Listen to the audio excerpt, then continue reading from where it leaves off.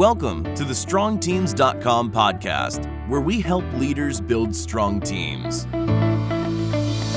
Teams built on empathy, understanding, and trust, where every team member feels valued and contributes at the highest level possible.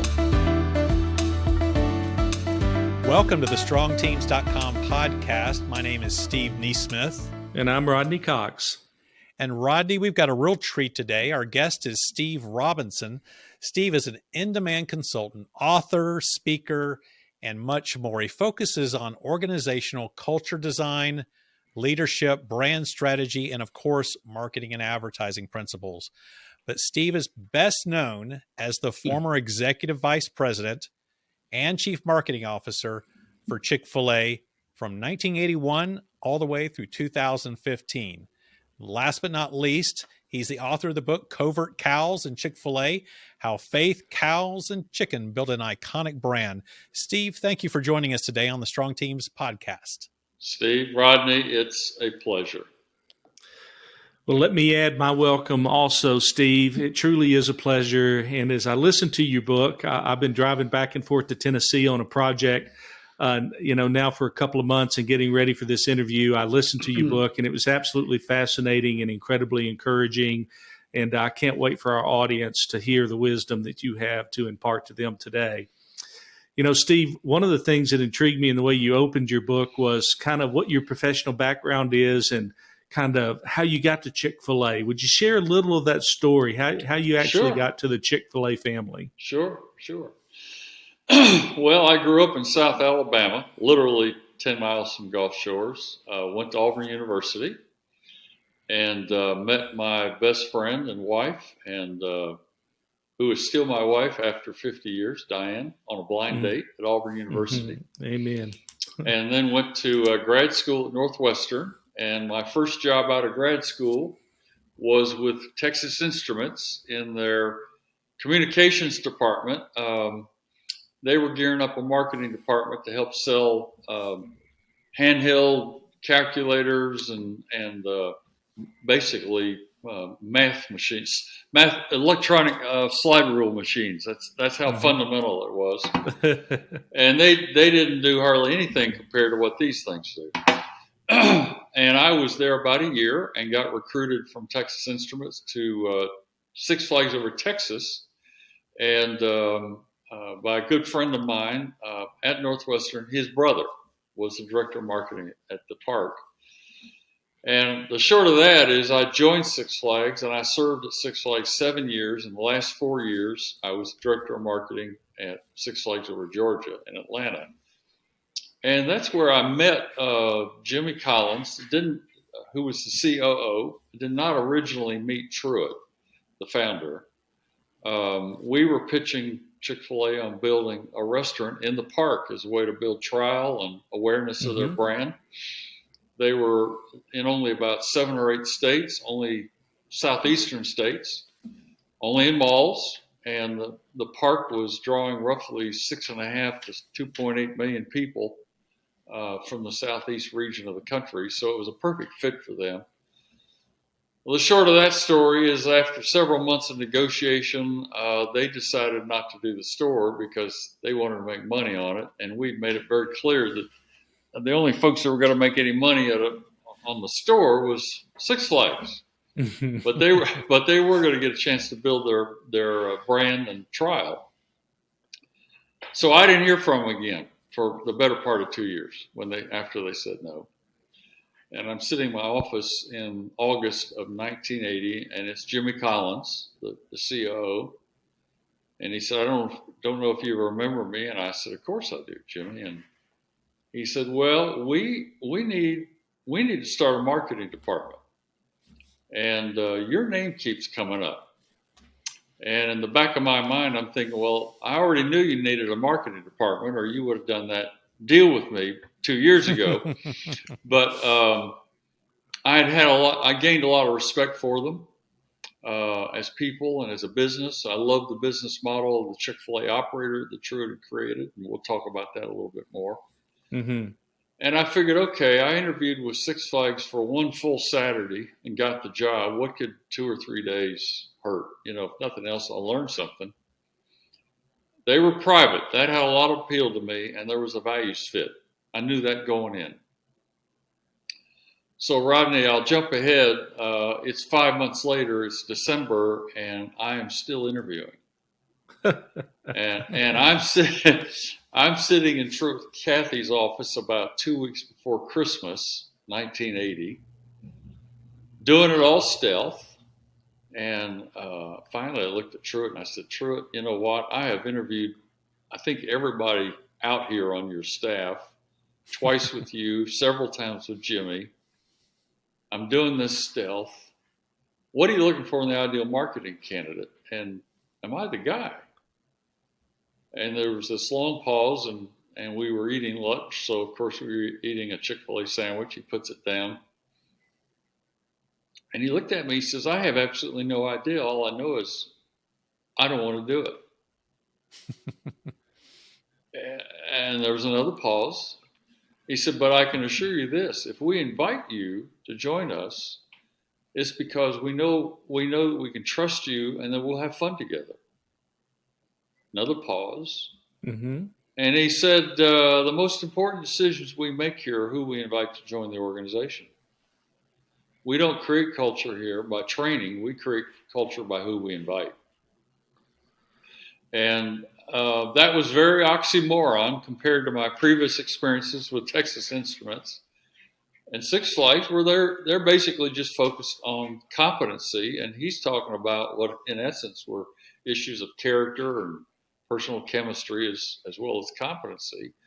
But also he was saying to me, if we invite you to come here, it's because we trust you, and I don't want to be bothered with whatever it is we're asking you to do. We're trusting you to do it. And I will tell you, after almost 35 years, I never had one situation where Truett ever asked me to his office to ask me, why did you do that? Or that was a complete screw up. Now, I had some screw-ups, and Rodney, as you know, I talk about a couple in my book. You do. But he always had my back. And he supported recommendations that my team and I made that a lot of people at Chick-fil-A thought were completely off the wall and inappropriate or risky. And some of them, and they were, but most of them proved to be incredibly valuable to the business and the brand. And he had an intuition about him, one, about how he judged and evaluated people, and two, what fit with the brand, whether it was menu, people, service, even marketing stuff. He had a natural sense of what was right about Chick-fil-A. And it was captured in the Bible verse that was on his desk, which I asked him about as I was leaving that interview. Proverbs 22:1. Good name is to be more valued than gold and silver, riches. And I said, Truett, tell me about that verse. He said, well, that's my life verse. I had to memorize it when I was in the 3rd grade. And it's really become a kind of a guiding milestone for how I make decisions. And I didn't think about it much when I made this comment to him. I said, well, you know, that's basically what a great brand is. It's a reputation you can trust. Mm-hmm. Absolutely. He says, what's a brand? Well, we got to learn together what a brand is. And he knew what a brand was in his heart, in his soul. And it was all about reputation. His reputation, the reputation of the business. And he wanted people to be able to count on him. And that's what a great brand is. Something that people can count on. So that's a long story, but it was a crucial story to my Chick-fil-A experience before I was even hired. And I can tell you how contagious that is. I was not the exception. I was the norm. Every operator candidate went through the same process.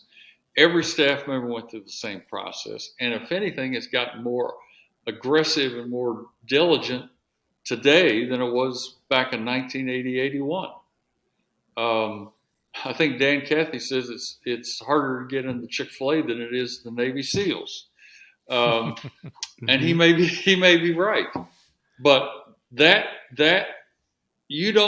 I have learned one thing from Chick-fil-A and the other businesses I was part of. It's very hard to have a great brand if you don't have a great, consistent, clear culture and leaders who live it out, preach it, demonstrate it, and ideally, not a lot of turnover, so you don't have a lot of people trying to constantly rewrite what your culture's about. And I had the joy of working in that kind of environment. Stable leadership, 1981, 82, primarily 82. We got a major crisis in the business financially. It led to writing the corporate purpose that I unpack in the book, which really encapsulated what was important to True at Cathy. They glorify God by being a faithful steward of all that is entrusted to us and of a positive influence on all who come in contact with Chick-fil-A. That had never been written down anywhere, but in a time of crisis, when the price of money was over 16, 17%, mall business was crashing, retail sales was crashing, the first thing we focused on when we were trying to figure out what are we going to do next was let's be real clear about why we exist. And I think that is really the cornerstone issue of any great culture. People know why they're getting up in the morning. They know why the business exists. They know their niche in that purpose. And as a result, they look forward to going to work every day. And I did.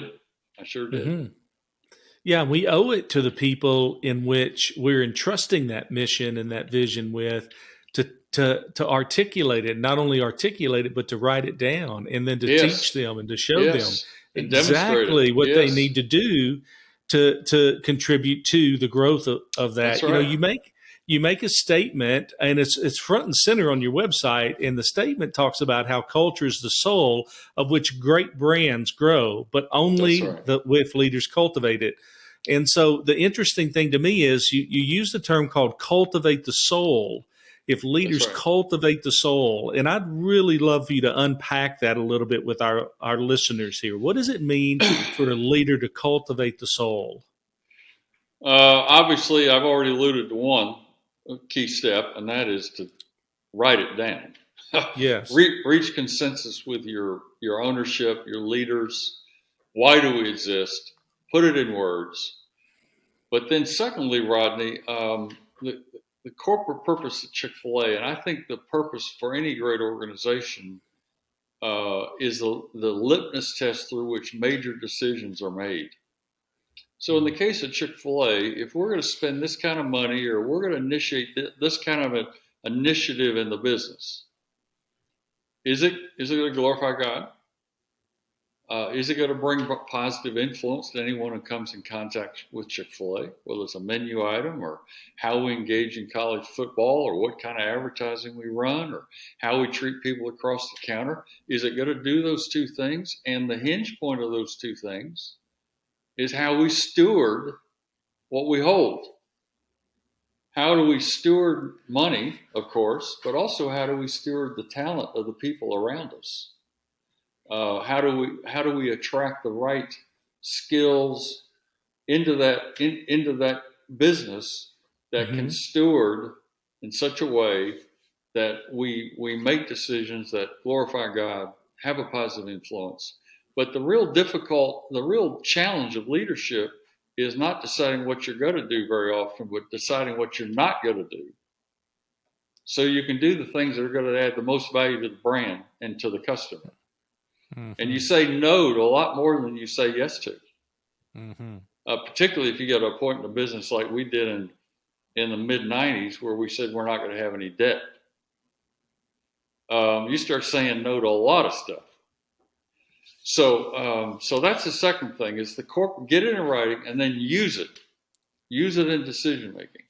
Third is leaders who cultivate the soil always talk about it. They're always telling stories.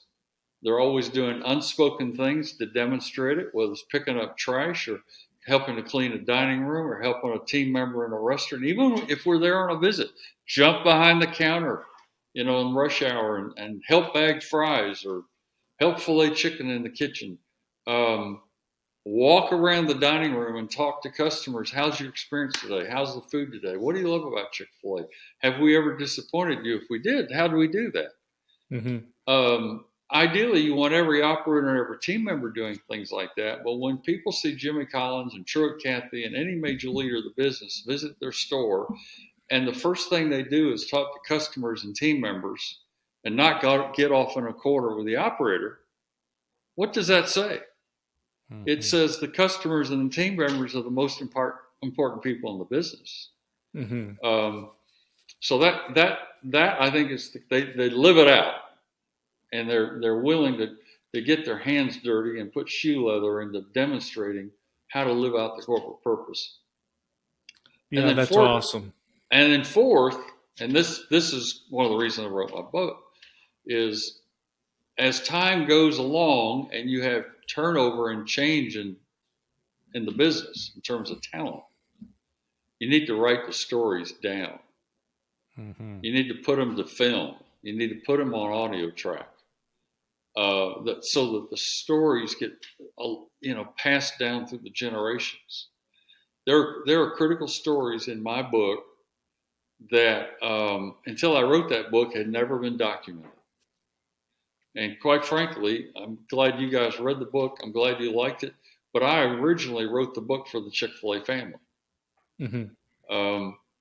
Because there were stories in there all the way from how Truett founded the business to how and why we wrote the corporate purpose, and how did he make this decision to partner with independent operators to run the restaurants, and how in the world did we decide to use cows to promote the business, et cetera, et cetera.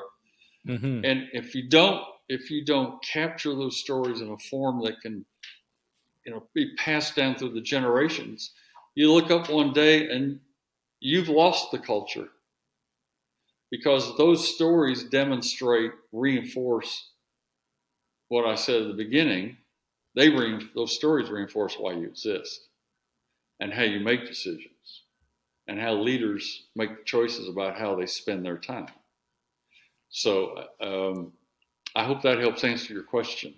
Absolutely. I think you got to work the soil in a business just like you do in a field. I think that the stories and the power of the stories, transfer the heart of the matter, right? Not just the head of the matter, why we, how, but why we do what we do. And the why is so important. And so many times we miss that. You mentioned the cows, and I know there's so many watershed moments that you had in your career with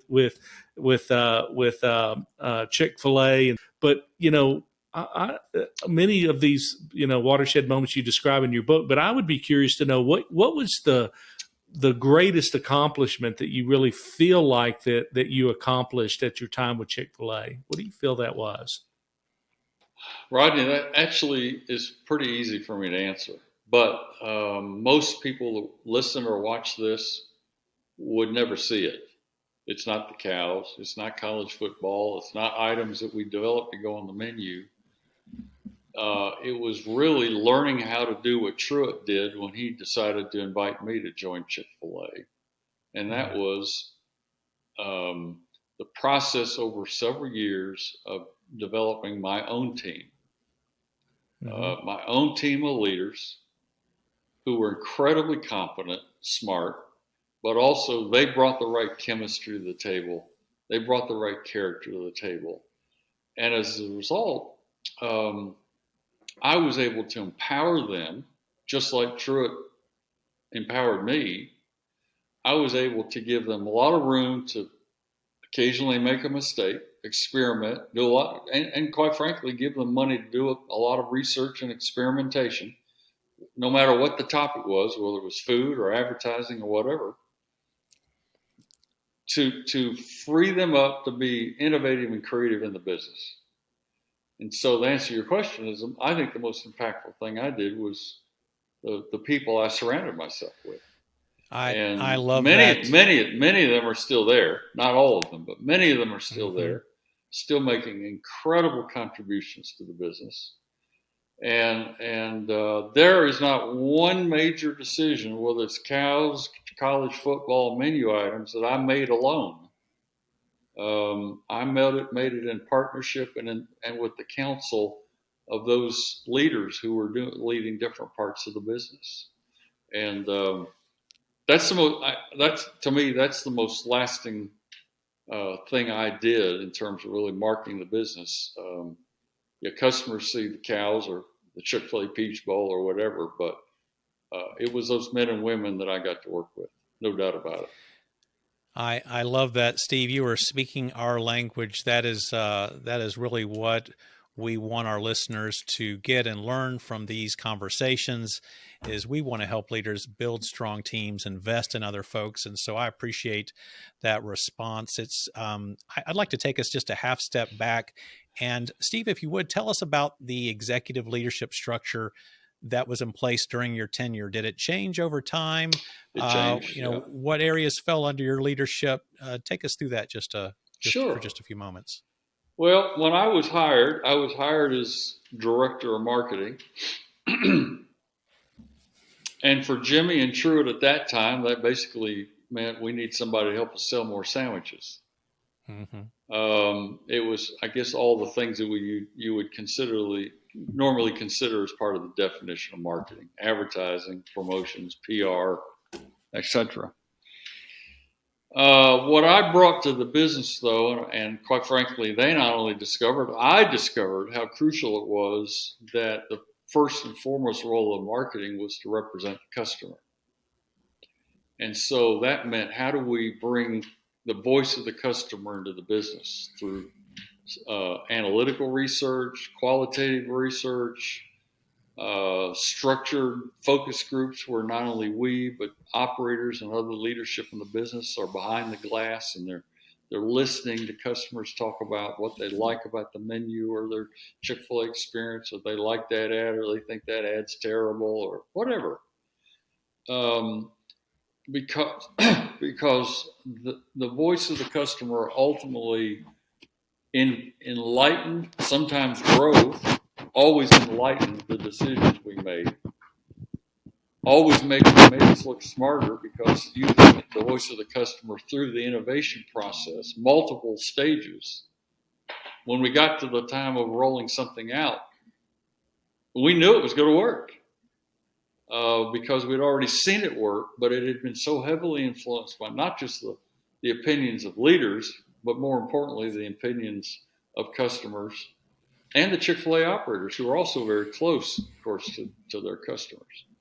So because of that kind of being at the hub of the marketing philosophy, over time, to answer your question, marketing really became a brand development department, where we started to organize not only our work, but even a lot of the projects in the entire business around anything that touched the customer.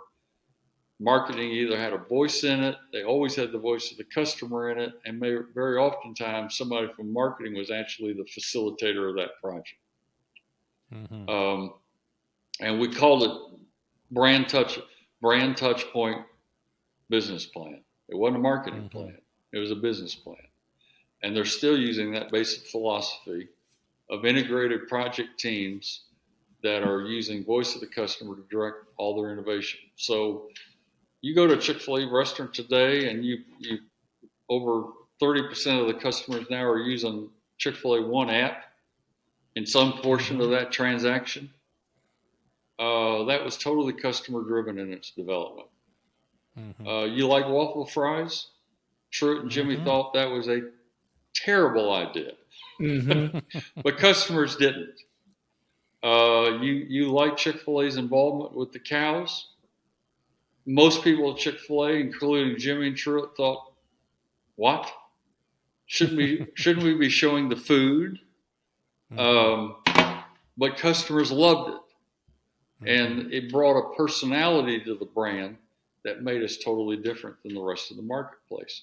So I guess the point I'm trying to say to your audience is, I think the greatest role of marketing department, or a marketing leader can bring to the business is a healthy discipline of listening to customers that influences the entire organization. The death of a great brand is, how do we squeeze more profit out of the business? Absolutely kill it. Mm-hmm. The health of a great brand is, how do we add more value for the customer? And if you add more value for the customer, guess what they do? They're willing to pay full price. They'll come more often than they'll tell their friends. And that was the journey that my team and I got to take Chick-fil-A on, where we went from a company literally focused on how do we sell more sandwiches to a company now that's focused on the entire guest experience, making it better on a continuous basis, using anything we can get our hands on. Mm-hmm. Food, technology, innovative advertising, touch point events like college football, whatever it is. We're not just doing it to write a check and increase our exposure numbers. We're doing it to create some sort of interaction that adds value to people's lives. There are not many lifestyle brands out there. I could name some. This is one. There are cars that are lifestyle brands to their owners. There's certain apparel, but it's not a long list. Mm-hmm. And what happened over time was Chick-fil-A became a lifestyle brand. And what I mean by a lifestyle brand is a brand people cannot live without. Mm-hmm. And that's the journey. Now, organizationally, that meant the marketing department had to be organized beyond just advertising, promotions, and PR.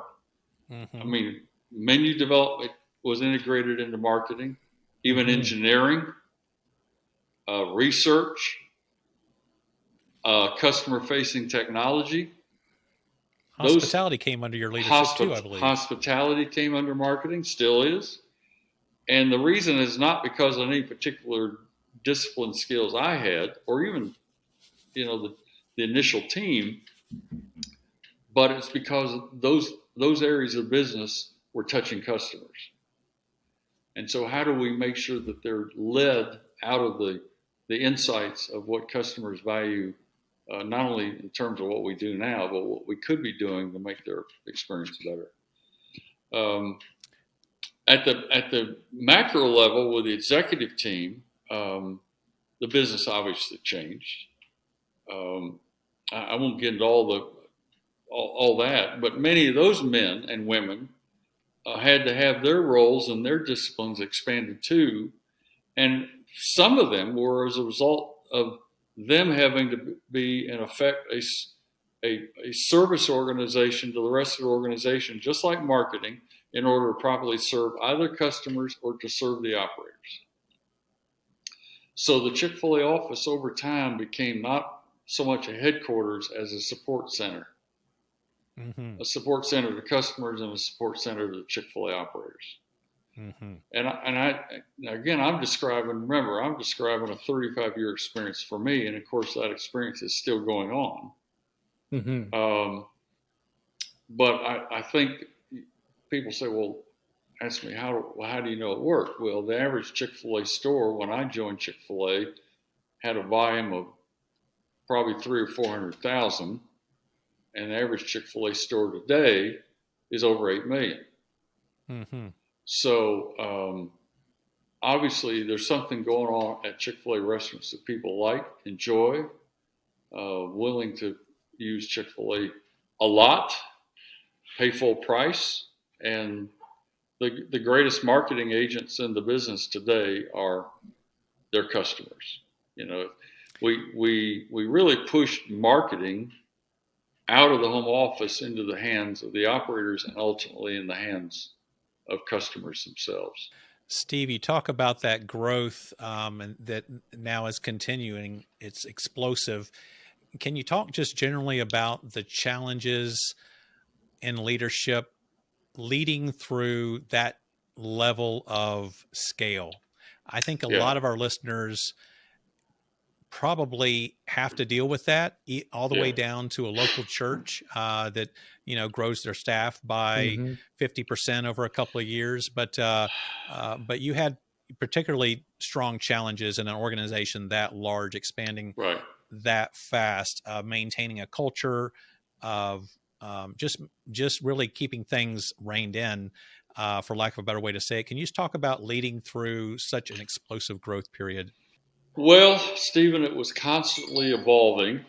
Let me see if I can touch on some of the key points.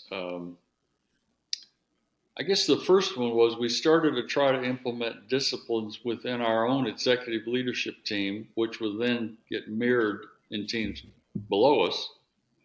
Gotcha. Disciplines of how do we listen to customers? Mm-hmm. So how do we take the data we're collecting with research, whether it's quantitative or qualitative, and get it into the hands of leaders so they know what customers are saying, and we're also doing research with operators too. They know what people are thinking about the business, the brand. In the case of operators, how we're supporting them. How do we also expose them to the realities of the big business in the restaurants? And we set up regular schedules where leaders were visiting stores individually as well as in groups. I see. It was not optional. It was required. Mm-hmm. Our executive committees made quarterly trips together, and we would show up in a market unannounced, and we'd just start visiting stores in that city. Now, obviously, the phone's ringing, and they're telling each other, "Hey, these guys are these guys are in town." But the point is, we didn't give them. Hopefully, we didn't give them a chance to really pre-orchestrate. We're not even showing up in coat and ties. Mm-hmm. We're showing up dressed like he and I are today. Mm-hmm. So this whole system around how to listen to customers, how to listen to operators, not only through data but through experiential discipline, routines. I think another crucial one was we had a process of, there was no one in my department, and I was representative of all our executive key leaders. There was no one in our department that we hired that I did not spend time with. Now, I may not spend a ton of time with somebody, but it didn't matter what their position in the business was going to be. If they were going to be in the marketing department, I was going to spend time with them before that happened. Now, did I ever ask for a candidate to be eliminated or dropped out? Yes, but very, very, very, very seldom. But if I had a glitch in my spirit, I didn't hesitate to exercise it. Nor anyone else in that process of interviewing, and it was extensive, just like mine was.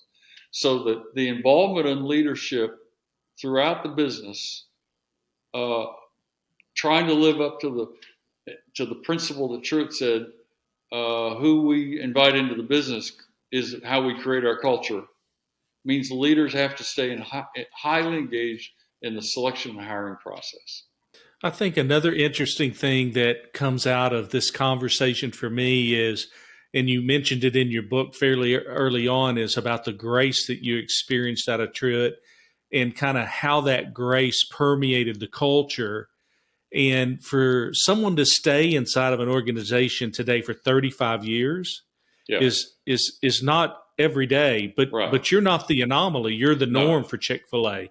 All of the executives have been there that long. Yeah. Operators have been in operation for 35 years, 40 years. And so how, that intrigues me. And it's kind of, for me, it's like today, during interview cycles, it seems like employees think from the perspective of, well, how long will we be together? Versus the mindset that we should have is that we're in this together no matter what. And there's enough grace that will abound in our relationship and in this organization if we're about the right things.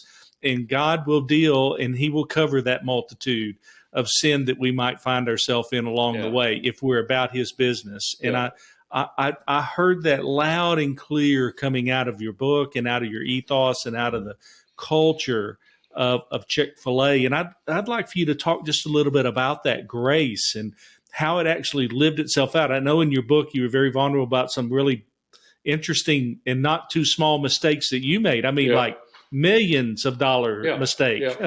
And the grace that you experienced in that. And I think our listeners could learn something from that. Our leaders who are listening can especially learn something from that principle. Well, I'll start with one of those stories that you're alluding to, Rodney.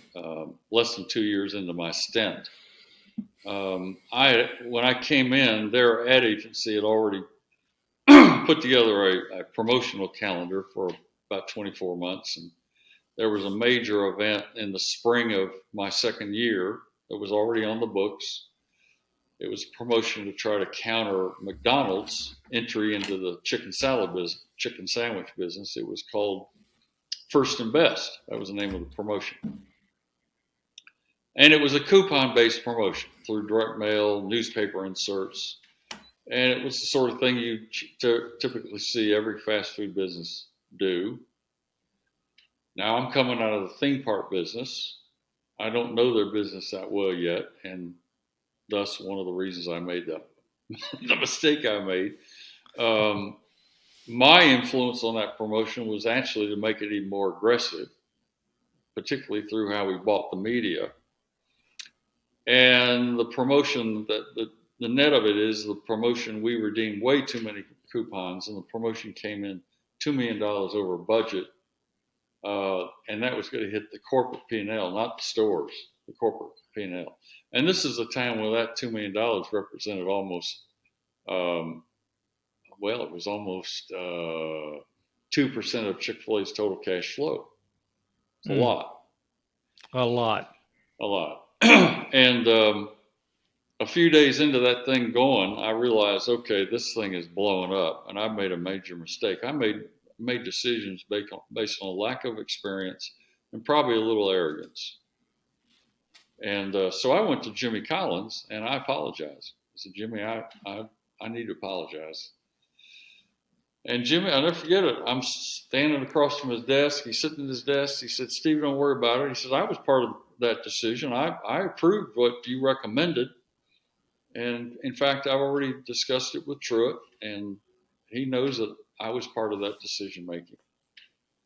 And he said, besides, we just invested $2 million in your education. You're never going to make that mistake again. Now, there's grace. There's also wisdom, because as I unpack in the book, as time went on, that promotion and how it blew up on us led to 2 or 3 crucial decisions that transformed Chick-fil-A's marketing to be 180 degrees different than anybody else in the fast food business. We quit couponing. We quit discounting. We quit running marketing principally out of the home office. We pushed it down to the local operator. We put more decision making with them. We left 85 to 90% of the financial decisions in their hands on how to market the restaurant at their store and their market level. Totally flipped the paradigm of the industry.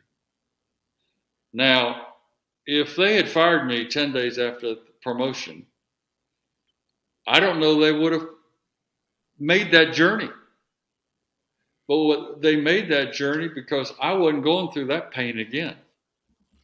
Right. And I didn't want the operators to go through that pain again. And I realized in the midst of it, this is crazy. This business, this product is worth full price. What are we doing discounting it and hurting the operators' margins? So that was an early experience of mercy. I can give you another real quick one. I can give you several, but I'll give you this one. This would have been in the mid-90s, and I've been working for 2 years on potentially the first deal that's going to put Chick-fil-A in any form of regional or national marketing, and that was the Chick-fil-A Peach Bowl, to be the title sponsor for the bowl. I worked with the board at the bowl for months on a 3-year package, 3-year agreement. I have tried to design it so it will scale as we grow. And I've got an executive committee that some are for it and some are against it. And we're coming up on where we've got to make a decision to honor the timetable that I gave the board. Because if we're not going to be a sponsor, they're going to take the opportunity of somebody else. And this was when they just had the Georgia Dome open. They had a deal with SEC and the ACC. They had a new deal with ESPN. The stars were aligned. If we were going to do a deal like that, this was the time to do it. So we're in an executive committee meeting, and it is time to make a decision. And we go around the room, discuss it, and Jimmy said, "Well, let's just have a show of hands here." And there are 9 of us, and it's 4-4, but Truett hadn't voted yet. And Jimmy turns to Truett and said, "Truett, what do you think?" It sounds like a good idea to me. We got to do something nationally eventually. Sounds like the right market. I think we ought to do it. Now, he didn't make the decision. He didn't make the decision based upon any sort of analytical analysis of how much sales do we have to gain to pay out the investment, and what's the forecast for number of people we're going to reach, and what percentage we have to none of the strategic analytical stuff that so many people do today that actually talks them out of great brand decisions. Mm-hmm. He said, "No, that feels right. Mm-hmm. I like it." He had my back. And was that mercy? At the very least, it was empowerment. Mm-hmm. But there was some mercy there. Mm-hmm. Right. Because I'd worked real hard on that deal. And then I could start telling you about other significant decisions of the business where Jimmy and Truett backed me and supported me. And sometimes it was financially risky. And they demonstrated mercy and supported me on it.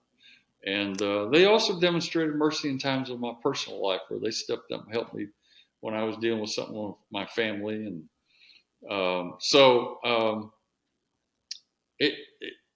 mercy sometimes gets used the wrong way. Mm-hmm. To me, mercy is giving people room to exercise their gifts, make mistakes, learn from them, and grow. Mm-hmm. Not just grow professionally, but grow personally and grow spiritually. Mm-hmm. And when you create that kind of environment, you get, for the customer perspective, you get incredible innovation. Within the business, you get teamwork, you get trust, you have less backbiting in politics, you have the ability to move people around in the business into different and new assignments, and nobody's worrying about jockeying for title or positions. They want to grow. They want to have new experiences and grow. And then one day they look up and somebody taps them on the shoulder and says, "We want you to be vice president to lead a big piece of our business." Mm-hmm. Now, why? Because you've been through all these experiences, and you haven't had it. There's never been an issue about title and position. You've been a team player. Mm-hmm. I think mercy is a crucial component to that. Yeah, for our listeners, what I'd like to kind of connect the dot here. We talk about, as leaders, do you build a culture and environment to where when mistakes are made, people run into the strong tower or hide? Right. And you want to be building cultures where people are going to make mistakes.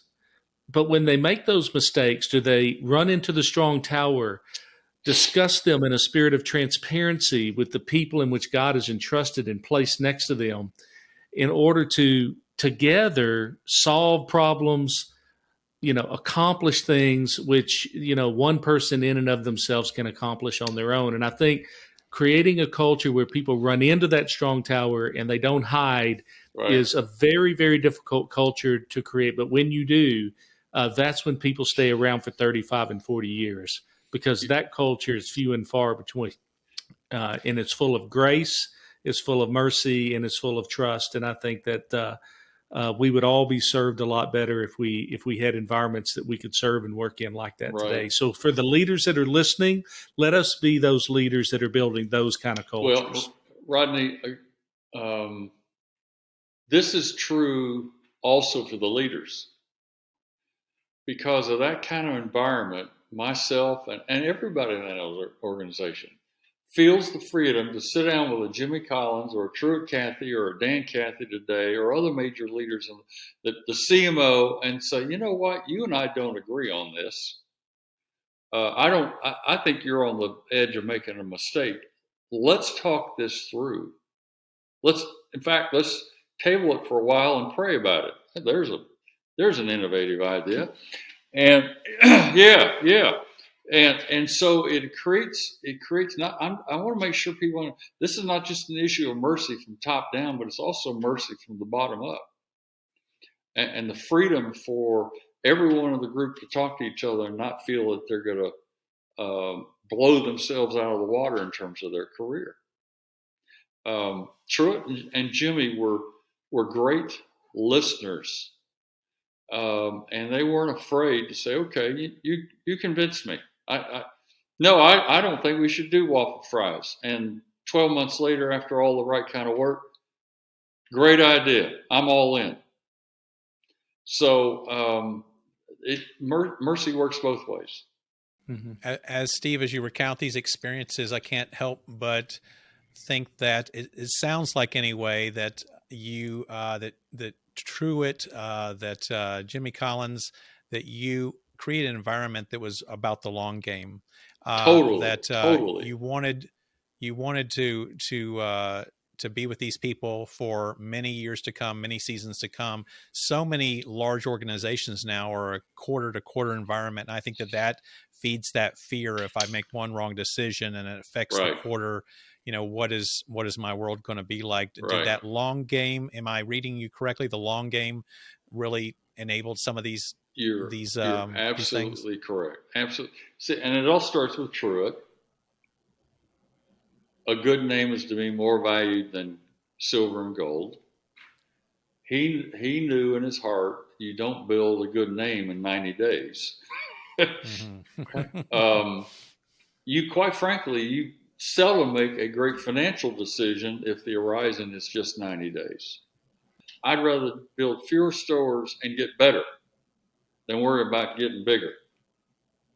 And there were times when we would slow down growth in order to get better in the business operationally, or get better in the business in terms of hospitality, or even better on the balance sheet. We would slow down growth, or we would slow down in order to attract the right talent into the business so we could support where growth was going to take us.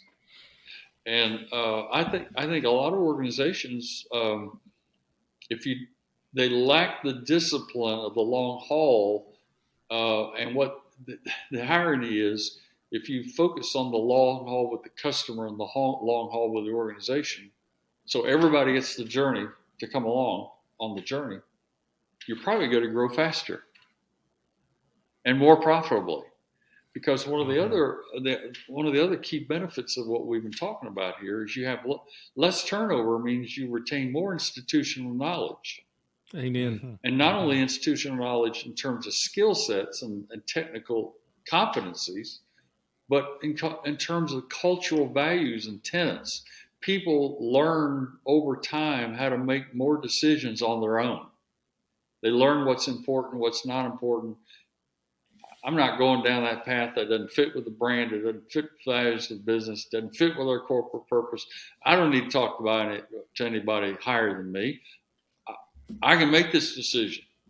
And you start getting hundreds and thousands of people that have that kind of institutional knowledge, not only of functional skills, but cultural principles. Holy moly. The business becomes, in terms of decision making, the business actually becomes faster. Mm-hmm. Because things they're not having to go vertical. Mm. More people are empowered and capable of making decisions. And in Chick-fil-A, that's ultimately expressed in the operator model, where you have this independent contractor who has been basically subleased the brand, but they are completely empowered to run that business the way they think it ought to be run in the context of the Chick-fil-A box top. Mm-hmm. And these men and women attract better people, keep them longer, attract more customers, keep them longer, grow their sales faster than anyone in the industry. And people scratch their heads and say, how in the world does Chick-fil-A do that? Well, it's because at the end of the day, they have more empowered leadership who's not going anywhere, both in the restaurants and at the home office. And that's how that's the fruit of the long haul, as the long view, as you stated. There was I've had the great privilege to know several operators along the way here, and some are very close friends of mine. And one of the operators that is a good friend of mine shares. I was in the restaurant one day, and it was just busy lunch hour, and I saw this principle lived out when somebody rear-ended somebody else in the drive-through line, and it was a double line, and it was kind of where it all merges together. Yes. And they started arguing, and the young lady that takes an order knew that the operator would want to know about it. She leaves her post, she goes and she gets the operator. The operator comes out and basically effectively says, it makes no difference whose fault it is, send me the bill. Right. And right. both to of repair both cars, right? To repair both cars. Right. And exactly. It was like both of those people hugged each other and went back and got in their cars and went through the line and had a great rest of their day. And the operator had great joy writing the check to repair both of those automobiles. Right. That's right. And so that, that's just a story of how that lives itself out. So what did he communicate to his team members when he did that? That the customer has incredible value, and no matter what, to get taken care of, no matter what. That's right. And Susie or Billy, you can do that. Yeah. You can do that.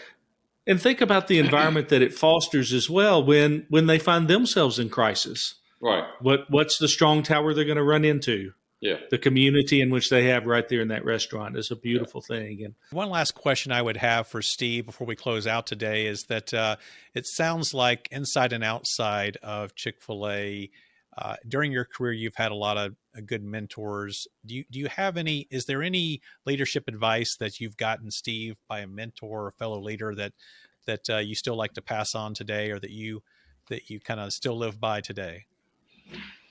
Yeah, I think a couple things, and these are really simple, but I think they're pretty impactful. One is when you're making selection hiring decisions, attract people around you who are going to do what you want them to do better than if you tried to do it yourself. Mm-hmm. In every way, the skill set, how they do it, how they deal with people. And then secondly, in your gut, every decision you make, no matter who you're working for, every decision you make, is it in line with the purpose of this business? If people can really focus on the why an organization exists, they'll make better decisions and they'll make them faster. I would say those are the top two things. Yeah, that's great wisdom for our listeners. Listen, what a great broadcast today. I'm so excited for our listeners to be able to get to know the heart of these leadership principles that have grown Chick-fil-A to be this amazing brand and experience for their customers, and how customer-centered it is. And so just so excited for that. I like to end our time together by asking this one question. It's kind of a loaded question. It's like, is there any one question that I didn't ask that you wished I would have asked that you think could be beneficial to our users? To our listeners? I think there is one question. We've certainly been around the edge of it, but that is, I don't think leaders, particularly leaders of faith, should be afraid or ashamed or hesitant to express biblical principles and allow the fruit of the Spirit to operate through them. People want to be treated with honor and respect, and people want to be loved. And to do that, you have to kind of let the guard down and allow who you really are as a leader, including the things that are important to you spiritually, to penetrate your life and impact the people you touch. So how you deal with people communicates to them, listen, I told people, particularly when I was traveling with them, I want to try to extend mercy and grace to you because God extended mercy and grace to me through Jesus Christ as my Savior. I want to do the same for you. I'm not your Savior, but hopefully you can work in an environment where the reality of His grace and His mercy impacts our relationship and even how you're going to treat people around you. And this is a nation right now that I think has a spiritual hole in their heart. They don't know it, and when they experience some of it in their relationships, even where they work, they thrive. It releases their whole person because that's the way God made us. Ironically, 2/3 of when we die, body, soul, and spirit, 2/3 of us does not die. And so how we can honor that part of people in our relationships and how we value them, I think is crucial. It takes tact, it takes discernment. But I would encourage men and women of faith, if you're in leadership, don't keep it in the closet. Figure out how to allow the fruit of the Spirit to express Himself through your life. Amen. Authenticity is such a powerful witness, isn't it? And people know it the minute they see it. The minute they see it, and the minute they experience it. They value it because they see so little of it. Absolutely. Yeah.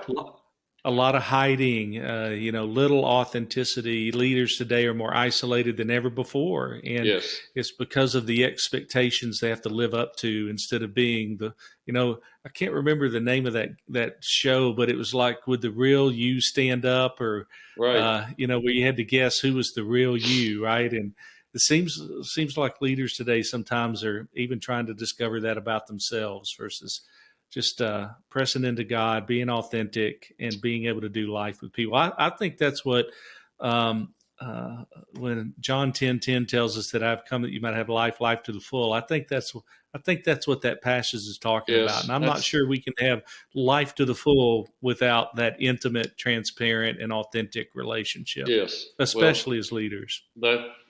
That's what I'm trying to say, Rodney. You said it even better. Thank you. No. Amen. Well, listen, thank you for being with us today, Steve. You have been a blessing. Listen, if you guys want to learn more about Steve, you can go out to steverobinson.consulting.com, steverobinson.consulting.com. Steve, thanks again. I really, really appreciate your time, and I know our listeners are just going to be incredibly blessed by listening to this podcast. And thanks, Stephen. It was a pleasure. You bet. Thank you. Till we meet again, God bless.